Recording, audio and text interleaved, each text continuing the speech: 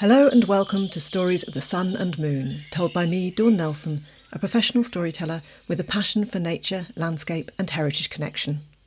As we follow the Wheel of the Year, I will be sharing folk tales from the English and Scandinavian traditions that focus on the sun and the moon, the light and the dark, the day and the night. Litha, usually marked as between the 20th and 23rd of June, celebrates the longest day in the year, the point where the sun reaches its zenith and stands still for just a moment. For thousands of years, the people who walk the landscape of Britain have celebrated this moment, potentially by gathering together at sacred sites in the form of stone circles. To those living in the Middle Ages, these circles were an enigma, and because of this many stories grew around these circles. Stories of wizards, kings and magical cows, curses, witches and dancing women. This story takes a look at one of those stone circles in order to celebrate the sun. There is a stone circle that stands in Penrith, Cumbria. They say there are 69 stones within the circle, but lore has it that you cannot count these stones and arrive at the same number twice. If you do, two things may happen. It will lift the curse that was long ago placed on these stones, or it will bring you interminable bad luck. Are you willing to take the risk? With a diameter of 350 foot, spanning 2 fields often inhabited by cows and a bridleway that runs through the middle of the circle, Long Meg and her daughters are steeped in mystery. Meg is the tallest stone, standing 12 foot tall. But who was she? And how did she come to be 70 miles away from her family home? There are many stories of Meg of Meldon, for Margaret Fenwick was a real person with a real history. This story is a reimagining of what may have led to Meg's eventual fate as a 12-foot standing stone.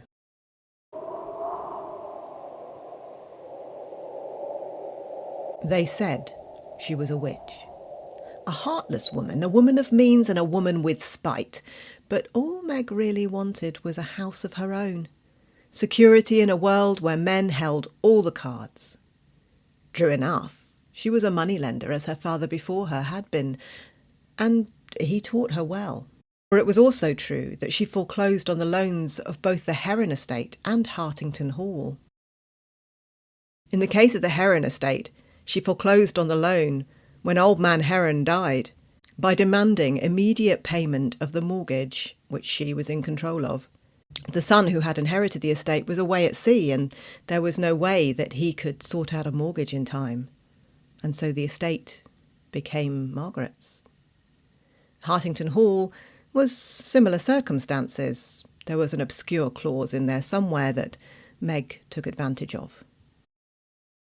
But were these heartless dealings really worthy of the title of a witch? Had she done anything that a man would not have done in the same situation? I am sure that Meg was world-weary, and I am sure that she detested the gossip, but she stayed quiet, for that was the best thing to do in those days if you were accused of witchcraft, for who knew what may happen next? And she knew she was no witch. She was simply a widow who needed to secure her fortune whilst that of her husband's was tied up in trusts for her sons. She had the weight of estates, debt and capitalism on her shoulders, and that weight was heavy. So it was that occasionally on a late summer's evening she would take her best carriage out to a field near Penrith, stopping in a coaching inn on the way. She would have her driver wait while she walked among the Bronze Age stones that had stood there for as long as she knew.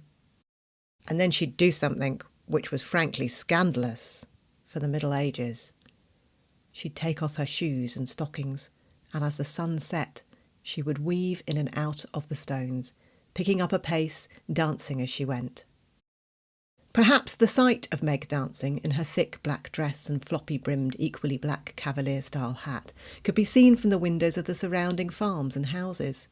It might have been that some gossiped, but it may also have been that others joined Meg to dance among those stones. Voices, laughter, shrieking and song would have travelled across the fells, but no one would have ever dared to question who it was or what was going on up there, for strange things happen on the fells, my friend. It is said that Margaret Fenwick is buried in Newminster Abbey. They still say that she was a witch, and that she cannot rest because of that. In fact, apparently, she will rest for 7 years, but then have to wander the earth for a further 7. And that is her curse.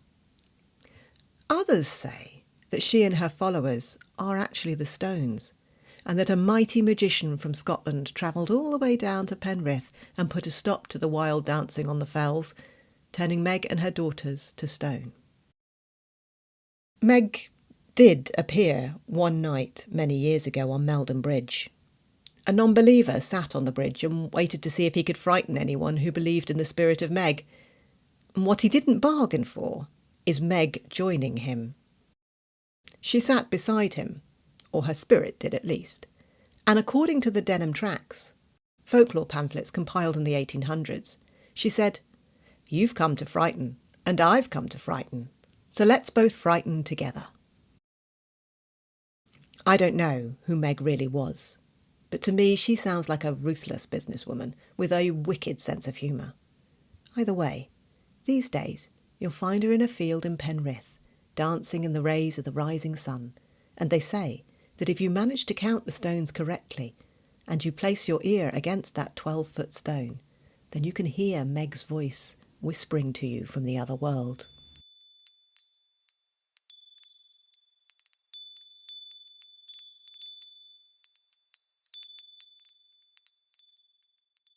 This story is based on the folklore surrounding the Cumbrian stone circle known as Long Meg and her daughters.